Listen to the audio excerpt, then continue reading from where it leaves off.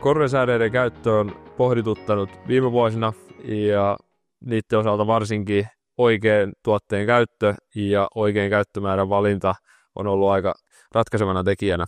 No meiltä löytyy tuommoinen Modus Serone-ratkaisu ja siinä tosiaan ajatuksena on se, että on 2 tuotetta ja kun 2 eri korensäädettä sekoitetaan, niin voidaan molempien käyttömäärää hieman pienentää ja saadaan hellävarainen, mutta tehokas ratkaisu sitten aikaiseksi. Tässä ratkaisussa tosiaan Modus estää sitä pituuskasvua ja suuntaa sen kasvun muualle, ja sitten Serone, mikä sisältää etefonia, mikä sitten muuttuu siellä kasvussa etyleeniksi, niin se sitten taas pysäyttää ja vankistaa sitä pääversoa.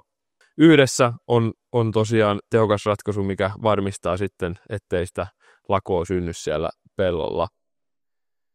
No sitten se oikean käyttömäärän valitseminen on aina semmoinen asia, mikä monia mietityttää.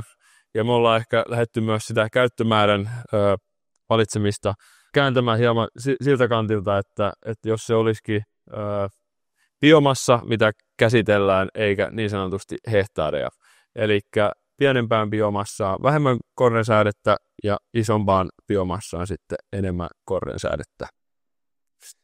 No miten jokainen sitten voi tulkita, että miten paljon siellä omalla pellolla on sitä biomassaa, niin ihan perinteisin menetelmin, eli sieltä voidaan punnita se biomassa, eli 25 × 25 alalta leikata ne kasvit pois ja punnita se tulos ja kertoa 16, niin silloin saadaan tietää, että paljon sitä biomassaa on siellä pellolla.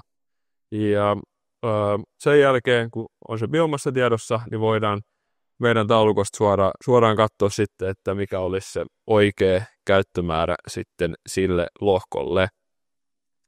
Ja niille viljelijöille, joilla on sanotaan uudempaa teknologiaa, eli pystyy